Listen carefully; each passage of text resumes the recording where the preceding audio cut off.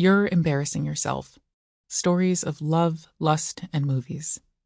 This is the author, Desiree Akhavan. For Yasmin, Cyrus, and Artavan. Introduction, or How Did I Get Like This? There was a time before shame. A time of pogs, Tamagotchis, and the Macarena. When birthday party invites were given, books came with charm necklaces, and whoever was in your class was automatically a friend. Our moms would handle the admin of our social lives, and every so often I'd find myself in an exotic living room staging a music video to something off Jagged Little Pill, and it 100% did not matter that there was no camera to record it because dancing with scarves while lip-syncing to Alanis Morissette for an audience of your friend's little brother was the pinnacle of the creative process. This was back when we were smart enough to know that art was meant to be created and then immediately forgotten, like an Etch-a-Sketch, or the hundreds of origami paper cranes a music teacher insisted we fold for some altruistic reason I never quite grasped. These were the golden years of girlhood. Then puberty hit, Clueless came out, and everything got shitty. Suddenly pens needed feathered tails, or they were for losers. It was 1995. Earlier that year, the O.J. Simpson trial steamrolled over my summer soap opera viewing schedule of All My Children at 1, followed by One Life to Live at 2. Every day, I'd cross all my fingers and silently pray that ABC would resume its regularly scheduled programming.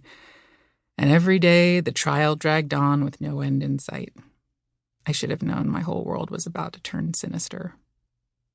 The weekend before the first day of 5th grade, Jessica King invited me over for a slumber party. We were about to be in the same class, but we'd never met before. I had no idea why she chose to invite me, but I knew she was popular and that it was an honor. Yet I didn't even labor over the decision. I immediately told my mom to decline because the sleepover was the same night I was scheduled to perform Hot Crossed Buns on the recorder with my theater day camp at the Tappan Zee High School auditorium, and it was a commitment I took way too seriously. How could I have known that the decision to choose hot cross buns over that sleepover would be fatal? I thought life would be full of unsolicited slumber party invites. I still wonder what kind of person I'd become if I'd chosen differently.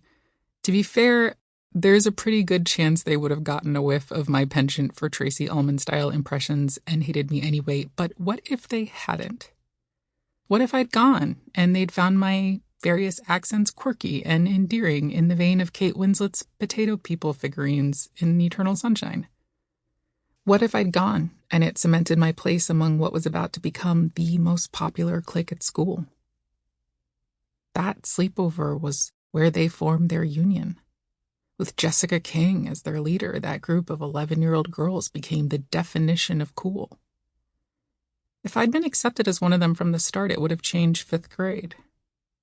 6th grade too. Maybe even my whole life. But I didn't go. I chose hot cross buns. That year, the most popular clique at school started playing Clueless as a recess game. How do you play the Paramount Pictures smash hit and cultural phenomenon Clueless as a recess game?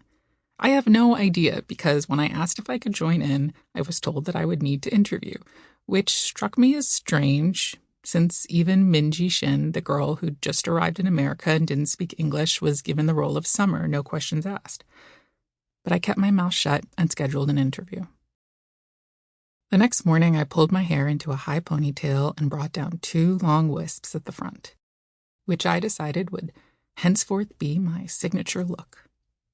I borrowed my mom's Ann Taylor sleeveless turtleneck, paired it with a plaid miniskirt, and thought, damn, girl, well played, when I saw my reflection in the school bus window. For the interview, I sat before a tribunal of Jessica and her posse as they interviewed me with an air of authority only a group of yellow-haired white girls with trust funds could muster at the age of 11. And by the time recess was over, I was confident I'd nailed it. I floated through the rest of the afternoon with the smug self-satisfaction of a girl with recess plans locked down for the rest of the year. I was waiting to board the bus home when I was informed that my application for Clueless Sample complete. Ready to continue?